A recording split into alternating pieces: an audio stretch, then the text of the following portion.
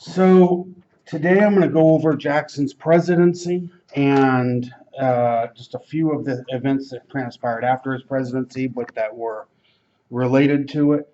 Um, I start with a picture of the $20 bill with Jackson on the front of it, because that's been an ongoing debate, sort of controversy over the last 20 years.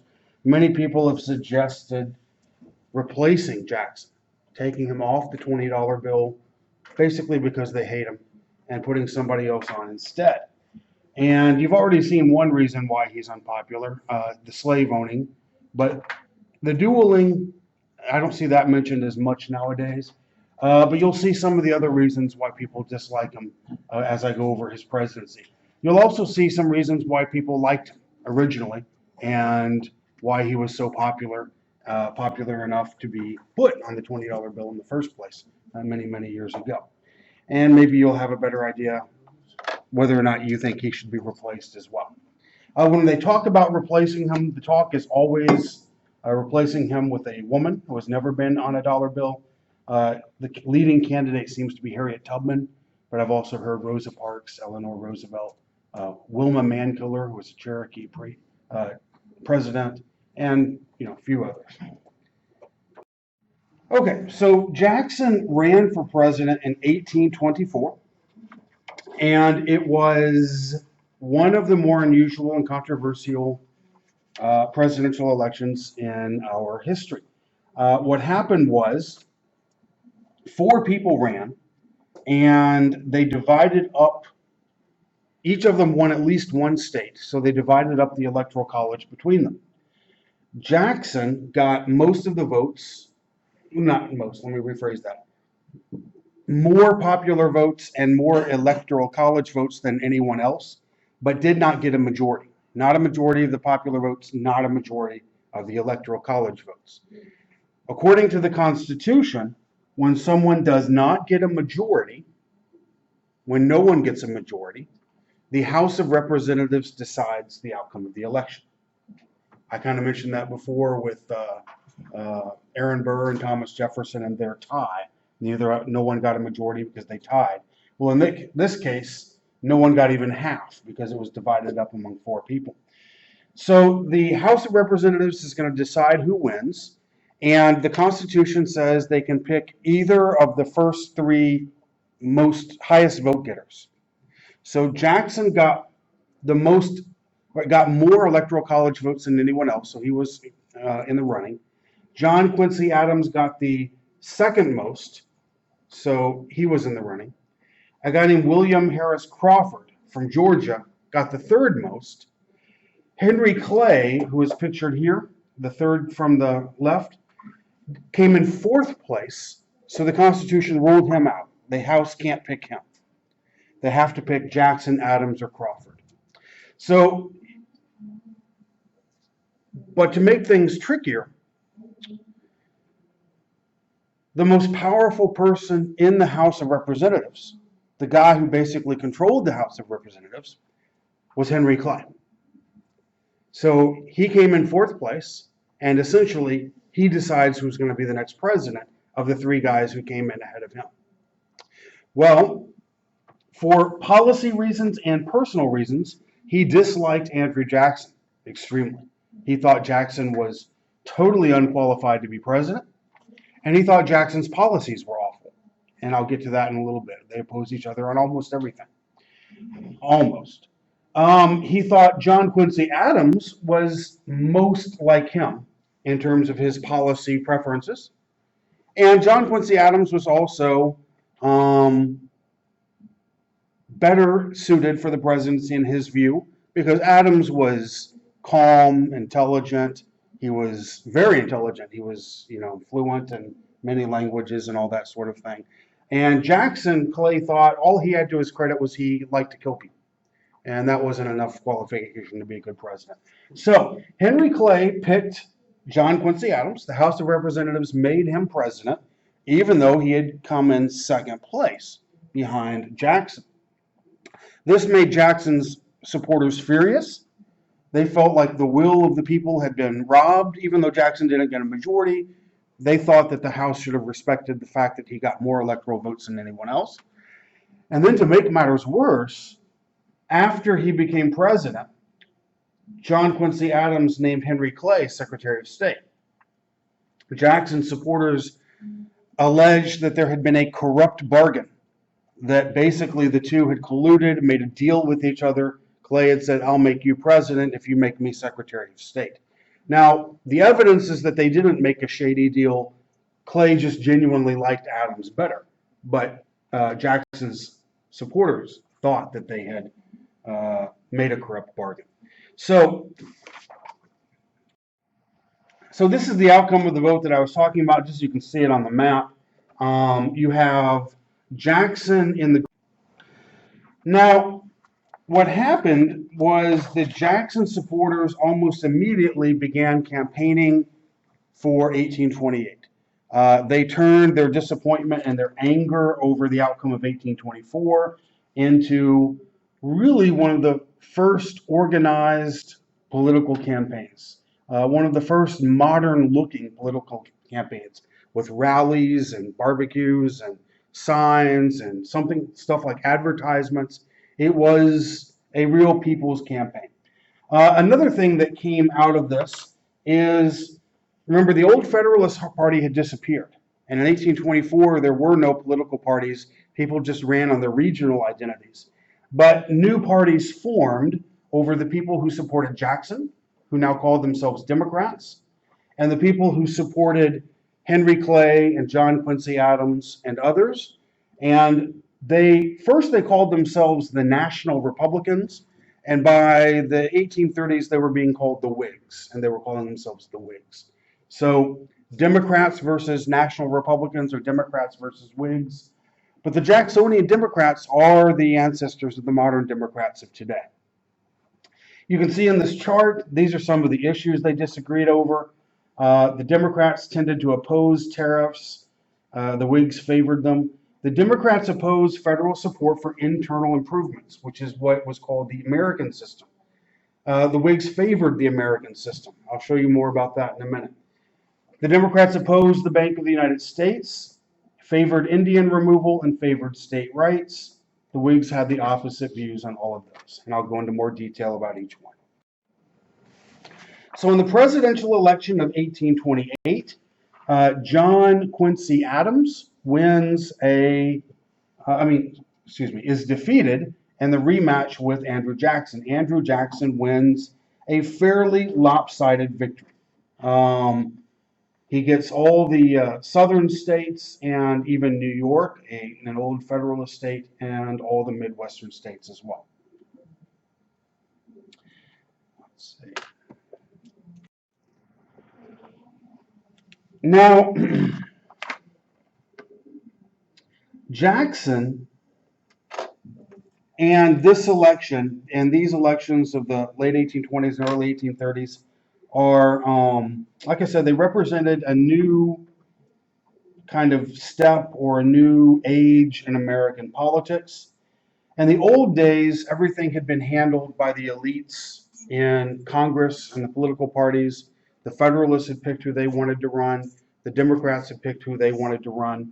And there was little campaigning, if any.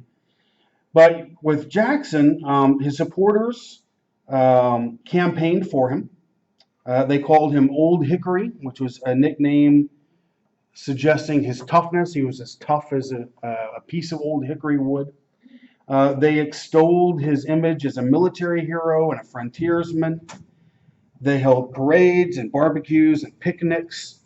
They celebrated him as an authentic man of the people because of his legacy as an Indian fighter in the War of 1812, as a military hero winning the Battle of New Orleans. They viewed him as an authentic American and a Western American, a frontier American. Adams, on the other hand, they made fun of. He was an overeducated intellectual who read books, whereas Jackson actually fought people.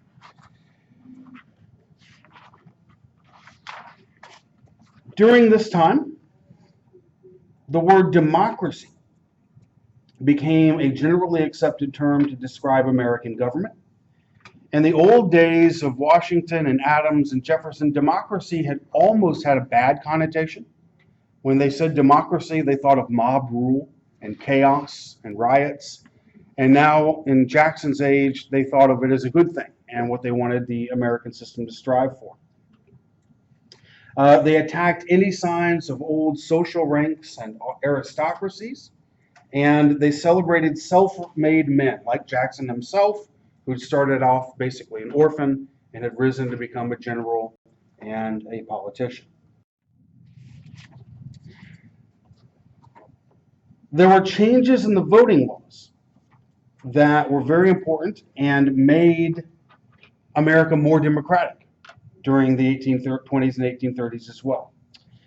In the old days, around 1800, most state legislatures picked the electors in the Electoral College.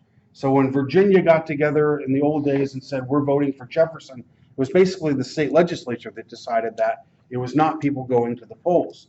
But new states like Ohio, when they started joining the Union, they allowed for popular votes to choose the presidential electors. And in response, the older states like Massachusetts, Virginia, and New York began allowing popular votes as well. And they removed barriers to voting. It had been common to say you had to own property or you had to be a taxpayer to vote, and they began getting rid of those barriers as well. So by the late 1820s, most of the states allowed basically any white male to vote. In some states, any free person, regardless of color. So still, women could not vote. So it was not a modern system in that sense. And another thing that was very different from the voting today is they didn't have secret ballots yet. Everybody voted openly. So you would go to the polls and you would say, I vote for Jackson, I vote for Crawford, I vote for Clay, whatever it might be. So I've already mentioned this a little bit. In 1800, legislatures chose presidential electors in most of the states. By 1832, the only state that didn't allow a popular vote for the president was South Carolina. All the other states had popular votes to determine who they would vote for in the Electoral College. Another important change, by 1832, presidential nominees were chosen in conventions, and this made the process of picking the nominee more democratic as well. People in each state would choose delegates to the convention. The convention would meet in the summer before the presidential election. They would pick the party's nominee, and that gave party members from the different states a little bit of input into who would be the nominee. So Jackson becomes president, and well, let me give you some statistics. I almost forgot. So in the election of 1824,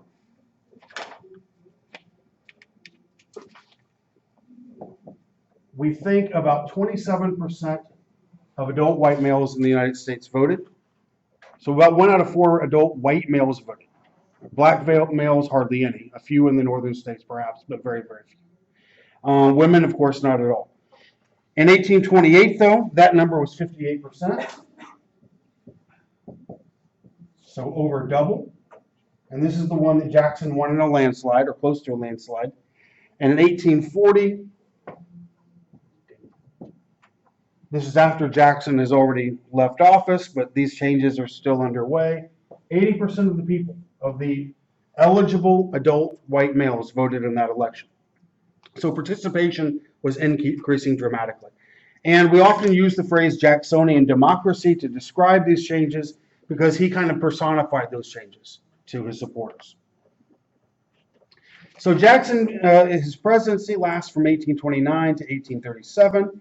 And now I want to talk about several of the more interesting controversies of his time in office. The first is the spoils system. And if you are politically aware, you sort of enjoy following the politics of the day, you'll notice some interesting parallels between this controversy and controversies over the last few years. Has anyone ever heard people talk about draining the swamp? with reference to politics in Washington. Okay, never mind. Over the last few years, there's been, this is where the comparisons between Andrew Jackson and Donald Trump become interesting. There were allegations that there is a huge undemocratic bureaucracy in Washington, which people have nicknamed the swamp for many, many years. And the idea is that these are career officials, not elected, career bureaucrats who have lifelong jobs in the government in Washington, and that they really run the show, no matter who the president is. They really make the decisions. And the president can not get rid of them, and the president can't make them do what he wants, and that's why things are as messed up as they are. That's kind of a oversimplified theory of what the swamp is and what's wrong with it. There are people who say that's all nonsense, it's not true, it's not that bad, of course. But and so one of the slogans that you often heard several years ago, 6 years ago now, when Donald Trump won unexpectedly, was people would say he should drain the swamp. And that meant get rid of the unelected career officials who were really running the show in Washington and make it more responsive to the will of the people. Make the government actually do what the president who was elected by the people wants it to do. That's a nutshell of what the argument was. So almost the exact same argument happened a little bit less than 200 years ago when Andrew Jackson came to power. Andrew Jackson argued that there were career bureaucrats in Washington who had all the power, who were not elected by anybody, who had jobs for life, and that the system should be made more democratic. He wanted to fire them, and he did. He fired about 20% of them. Not all, by any stretch of the imagination. He fired about 1/5 of them, and he wanted to replace them with people that he personally picked who would do what he wanted them to do. So basically, his idea was the government bureaucracy will actually respond to my policies because I was voted for by the people, I represent the will of the people, and that's the way government should be. It should be responsive to the people. His critics thought this was horrible and that this was like cronyism. It was much better to have unelected bureaucrats running things because they would be immune from the back and forth of political opinions, political sway.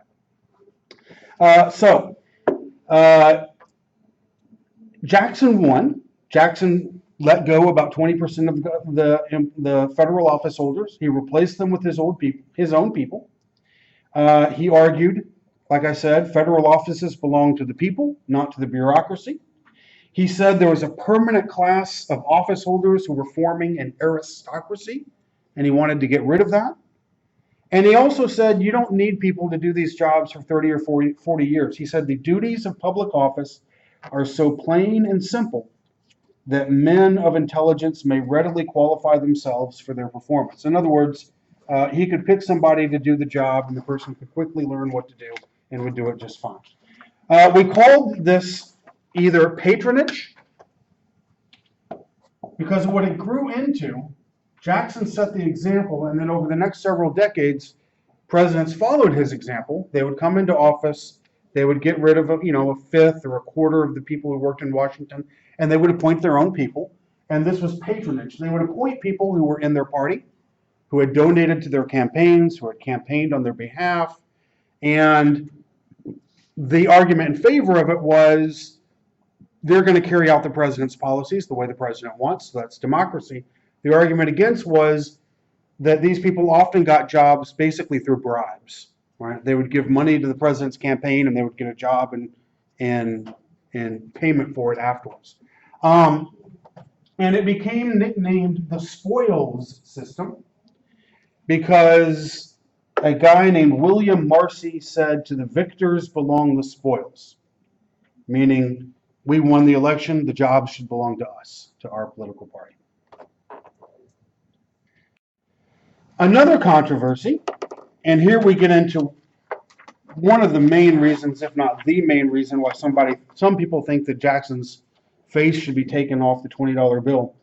Jackson favored removing Indian tribes from east of the Mississippi and moving them to land west of the Mississippi, mostly land in what today is the state of Oklahoma, or the eastern half of Oklahoma. He won the election, and in 1830 he asked Congress for a law, and they passed a law called the Indian Removal Act, and it authorized him, the president, to negotiate treaties with the Indian tribes, to buy their land in the east from them, to buy land for them in the Indian Territory that is now Oklahoma, west of the Mississippi, and then to transport them there. And according to the law, this is what was done over the next several years. You can see it happened to a few northern tribes, the Sauk and the Fox, but most of the tribes that were affected by it that are well known historically are the tribes from the south, the Cherokee, the Creek, the Chickasaw, the Choctaw, and the Seminoles. And on this map you can see the dates when treaties were signed where the tribes supposedly agreed to move. And now notice I said supposedly. In many of these instances there were some really well-founded allegations that the treaties were fraudulent.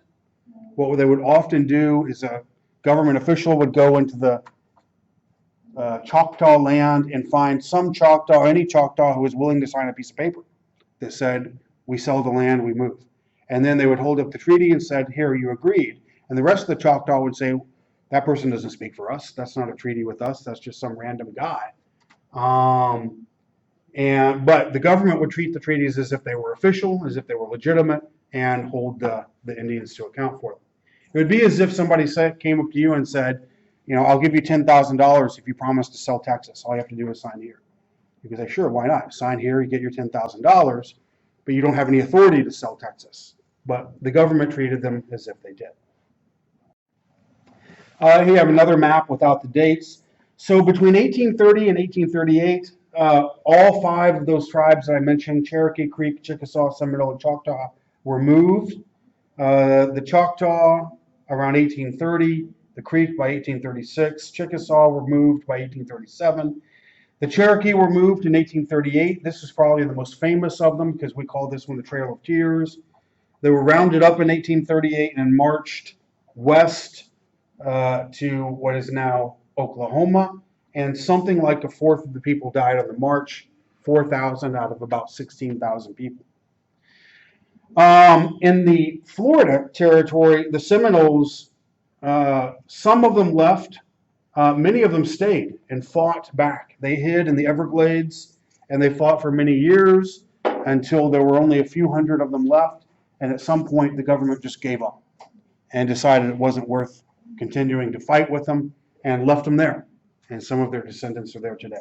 A few of the Cherokees as well, I might talk about this next week if I get a chance, basically hid in North Carolina, about 1,000 of them, and escaped being forcibly transported west, and their descendants are still there today as well. Some interesting statistics. So by the end of the 1830s, the tribes, these five tribes, had ceded over 100 million acres to the federal government. And in return, they were given $68 million in payment. So that's less than $1 per acre. It's a pretty good deal for the government's viewpoint, right? And a steal, literally, from the Indians' viewpoint. And they were given 32 million acres of land west of the Mississippi. So a third of the land, right, for a very, very low price. And that kind of, I think the dollars and the amounts give you an idea what was going on. Really good, potentially profitable land for cotton growing was almost literally being stolen from the tribes, and they were given land nobody wanted way out here in Oklahoma, west of the Mississippi, for a fraction of the amount that the land was probably really worth. Okay, so now a different issue, not nearly as controversial, but also pretty important. Henry Clay's American system and the disagreement that, Jackson had over it. So For many years, Henry Clay was one of the most powerful and influential people in Congress, first as a representative in the House and then as a senator. And he advocated this system that he called the American system. And his idea was that the federal government should promote what we called internal improvements. And by internal improvements, they meant things like transportation projects, building canals. Canals were a big part of it. Railroads would become a big part of it. Maybe ports, turnpikes, and other roads would become a big part of it. So roads, canals, anything that kind of furthered transportation. In order to pay for that, they wanted high tariffs on imported goods.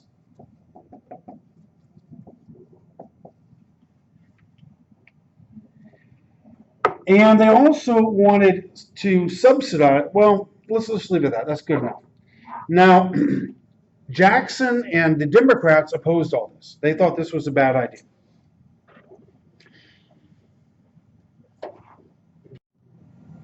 And this played itself out most famously in the Maysville Road veto and the arguments over it.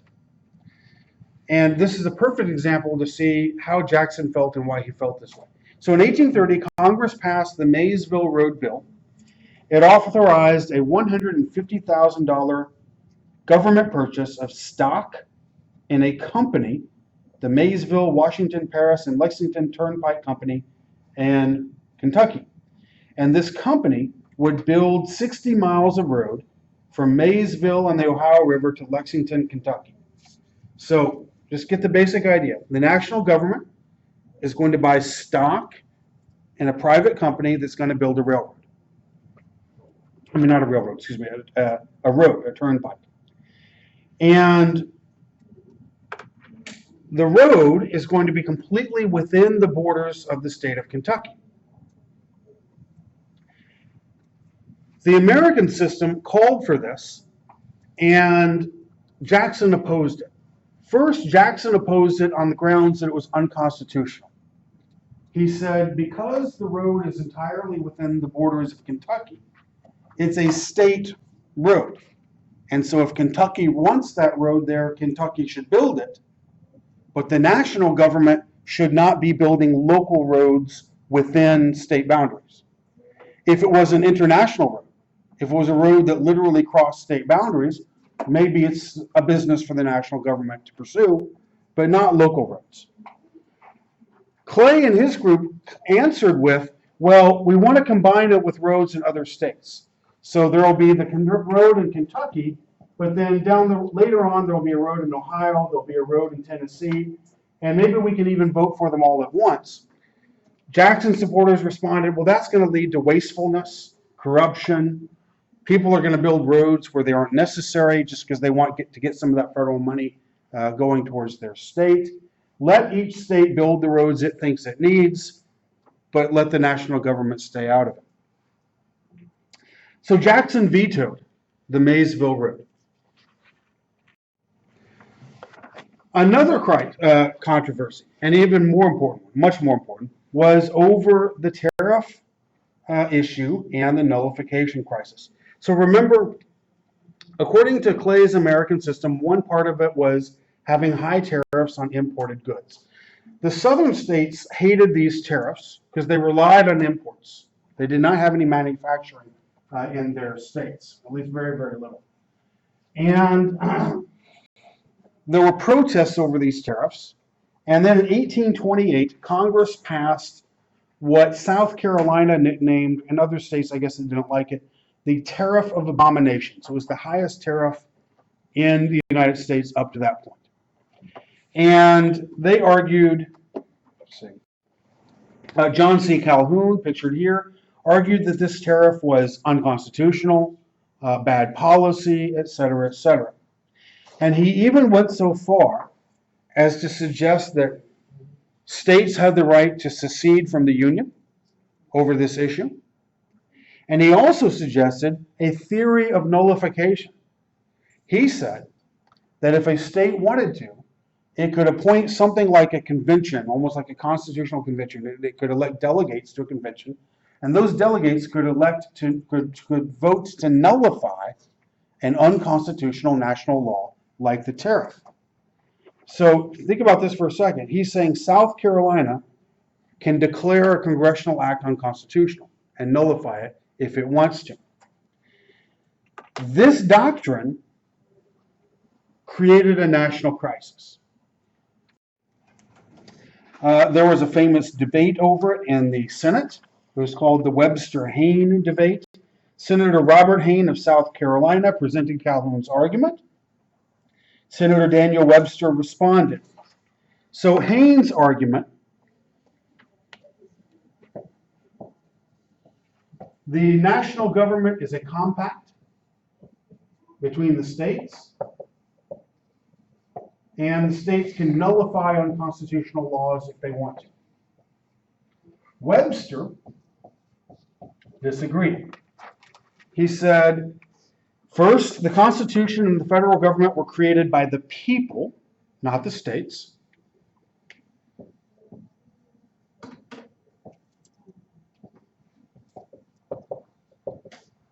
And states could not nullify anything. The Supreme Court could nullify or declare unconstitutional laws, but not individual states. Nor did states have the right to secede from the Union. He said, this was his conclusion, liberty and union, now and forever, one and inseparable.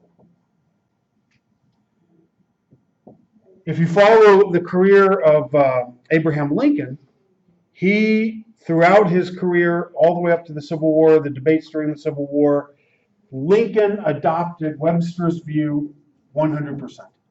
Right? It was like he read Webster's debate and just internalized it, and that was his view on the matter all along.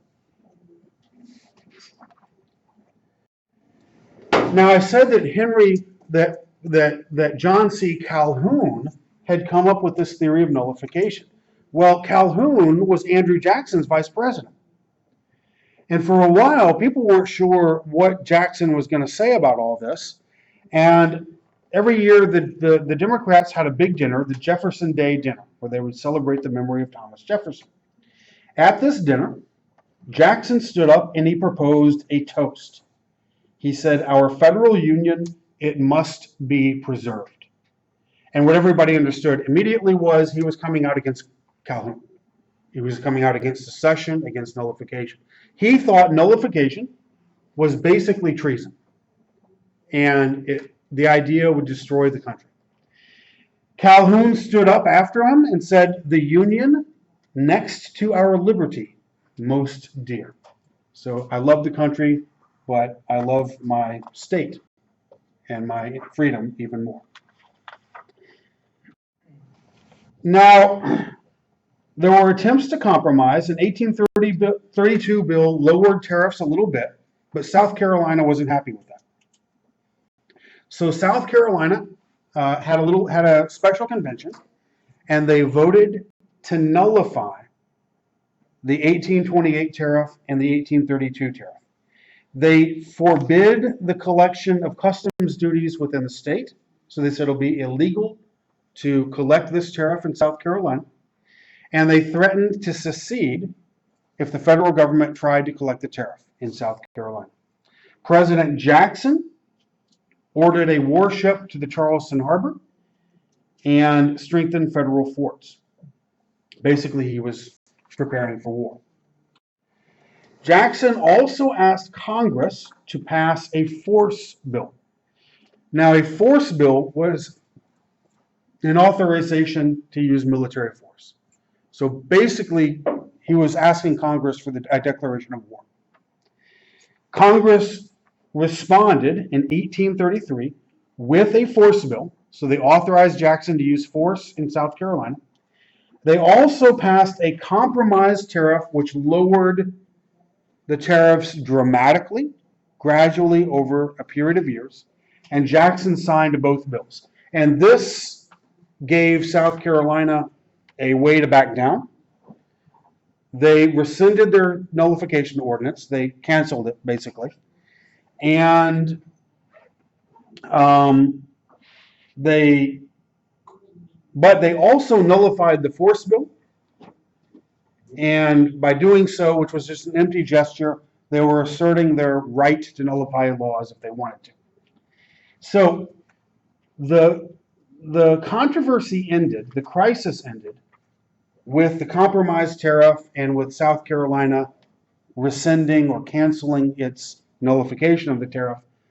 But for a time, in 1832, 1833, it looked like there might be war. But there's an interesting thing. No other southern state sided with South Carolina throughout the debate. Right? Georgia, North Carolina, Virginia, it was just South Carolina versus the Union. This controversy would repeat itself 30 years later. South Carolina would be the first state to secede from the Union. It would be the state where the Civil War began. But an important difference, 30 years later, South Carolina wasn't all on its own. Other southern states joined it, 10 others as well. Jackson had an interesting quote when the whole crisis was over. He said that he thought what South Carolina really wanted to do was secede from the Union, break up the country, and that the nullification controversy was just an excuse. The tariff controversy was just an excuse to do what they really wanted to do, was to break away, and that they would try again, and that the next excuse would be slavery. And of course, that turned out to be exactly right. Another controversy during Jackson's time is over the bank war. You remember me talking about the Bank of the United States. It was created by Hamilton. Washington signed it. Jefferson opposed it. Jefferson thought that the bank was unconstitutional. He thought that it existed only to help the rich and powerful, Hamilton's banker and merchant friends in New York City. Jackson came along years later, and he hated the bank as well for basically the same reasons. He thought it was unconstitutional. He thought state banks were constitutional, but that the federal government had no authority to create a national bank. And he thought it led to corruption. And I'll give you some ideas why he thought so.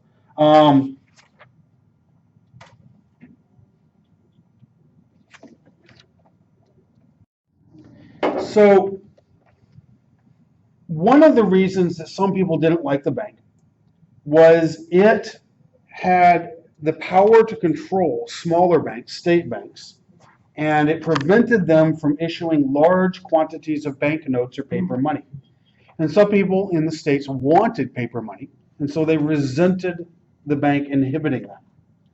There were other people, and Jackson was in this category, who didn't like paper money at all and wanted only hard money, hard coin, meaning gold and silver. That was Jackson's view. And so they didn't like the bank because it printed some paper money. They didn't like that at all. There were other people who were angry because the Bank of the United States often refused loans to small businessmen and farmers. There were some who thought, I've mentioned this, that the bank was unconstitutional. And there were some who were angry, and I think this is probably the most legitimate complaint, because it engaged in politics. It supported candidates for office. It made loans to congressmen. It even retained the senator from Massachusetts, Daniel Webster, as its attorney. So let me give you an example of how that would look today. Suppose there was a corporation and people were arguing about whether or not Corporation A should have the right to exist, whether or not it was constitutional. And the corporation said, we're going to hire some people in the Senate to be our lawyers. Well, wouldn't it look like a bribe, right? That's what it looked like in those days. So the controversy came to a showdown in 1832. Jackson was opposed to renewing the charter, which was up for renewal in 1836. This is when the charter was supposed to renew. But there were elections coming up in 1832. And Henry Clay decided to make a presidential campaign issue out of this. Clay was going to run for president. And so Clay and others persuaded the bank to seek a new charter in 1832. The charter passed in Congress with Clay's support, and Jackson vetoed it. In his veto speech, he argued that the bank was unconstitutional and other reasons. The Congress tried to override the veto with a 2/3 vote, but they couldn't get the 2/3. And so the veto stuck. Clay ran for president against Jackson in 1832, and he was defeated in a pretty lopsided election. Jackson won very, very easily. Jackson then decided that because he had won the election, and because the Bank of the United States had been one of the big issues in the election, that the people supported his desire to get rid of the bank. So what he did was he ordered his Secretary of the Treasury to withdraw all of the United States money from the bank. This started basically a bank war. The bank, in order to survive, stopped loaning money to people, and this caused an economic crisis. It helped cause a depression. Jackson's critics, like Henry Clay, argued that Jackson was violating the law because the law had said that this bank was supposed to be the depository for the U.S. Treasury, and that he was behaving like a tyrant, like a king. And so this was a drawing of Jackson they made at this time during this controversy, saying that he thinks he's a tyrant, a king, and at his feet he's stepping on the Constitution of the United States. He's torn it up and thrown it at his feet. They began at this point to call themselves Whigs, W-H-I-G-S, and they took this title because Whigs in England had been people who opposed the king.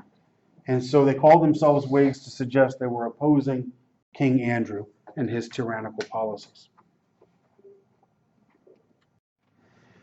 Jackson withdrew the treasury money from the bank and put it in state banks, and they were nicknamed Jackson's pet banks. The state banks then started issuing tons of loans to people, and unwise loans that were not secured by adequate collateral and that were used for speculation in land. And the state banks printed far more paper money than was justified by their reserves of specie, gold or silver coin. Let me try to give you an idea quickly what's going on here. So there was a boom in land prices that was going on. This is the late 1830s in the West. And prices are going up and up and up. And people are thinking this is a chance to get rich.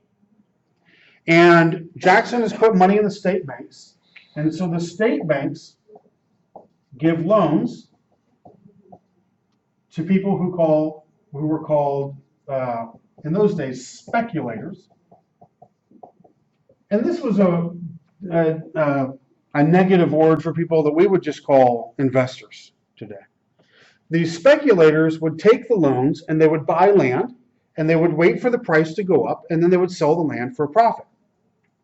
So I'll give you a basic, idea. Suppose the state bank loans gives $100 in paper money to a speculator, right? And the speculator buys land for $100, and then his expectation is a year from now, the land's going to be $200. I'll sell the land. I'll pay the bank back the $100 it loaned me. I'll keep the $100 profit for myself. Everybody's happy. Nobody loses. All right? Wonderful deal. When you see in American history opportunities like this where everybody wins, nobody loses, it looks like a guaranteed money, you should watch out. Something awful is about to happen. All right? What happened was the price of the land became detached from the actual value of the land. In other words, the prices just kept going up and up and up. because people kept thinking it's just going to go up forever. So if I bought the land for $100 today and someone said, there's no way that land is worth $100, you're a fool, I would say, I don't expect to live on it. I'm just going to sell it tomorrow for more. Well, what happens if suddenly everybody wakes up and realizes the land's not really worth $100? It's really worth $10. And I can't find anybody who will buy it for the price I paid for it, much less for the $200 I was expecting. What happens then? The game's over and everybody goes broke. Well, Jackson sent something called the Specie Circular in 1836, and this inadvertently, this burst the bubble and inadvertently caused the whole thing to collapse. Jackson was worried about the paper money that was being issued and the land that was being bought for it with inflated prices, and he feared that a collapse was coming. So this said the federal government would now accept payment for public lands only in gold or silver. Remember, I said the state bank had loaned the speculator $100 in paper money. Once the Specie Circular goes out, the speculator says, I have $100 in paper money, but the government won't accept that anymore. It only wants gold and silver. This paper money is now worthless. And the bank says, well, we need, our money back. We don't care if it's worthless or not. So what happened was this money suddenly became worthless. The banks collapsed. The speculators went broke. Land prices collapsed, and people were ruined. And it took several years to recover from the crisis. Similar thing happened with the stock market crash in 1929. Similar thing happened with the housing boom crash in the early 2000s, late 2000s. So when the whole thing crashed, that came to be called the Panic of 1837. State banks closed their doors. They couldn't collect on their loans. They were unable to sell the lands because nobody wanted them anymore. And excuse me, poor Martin Van Buren, who was Jackson's successor as president, inherited this depression. And he was blamed for it. Nobody blamed Jackson, and nobody blamed Clay or anybody else. They blamed the person who was in office when the collapse occurred, even though he hadn't really done anything to bring it about.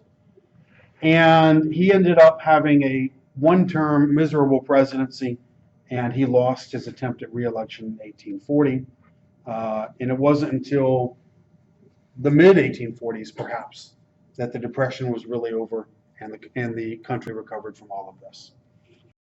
So, to kind of sum things up, was Jackson a great president or an awful president? You can see perhaps why some people thought at the time he was a great president. He kept the country unified during the nullification controversy when some people thought it would break apart, right? Many people thought that the national bank, the Bank of the United States, was corrupt and only favored the rich, and they applauded him for standing up to it and killing it.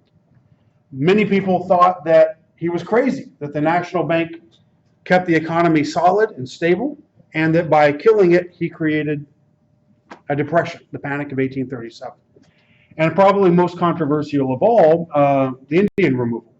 His supporters thought America belongs to America, not to the Indians. They have to go.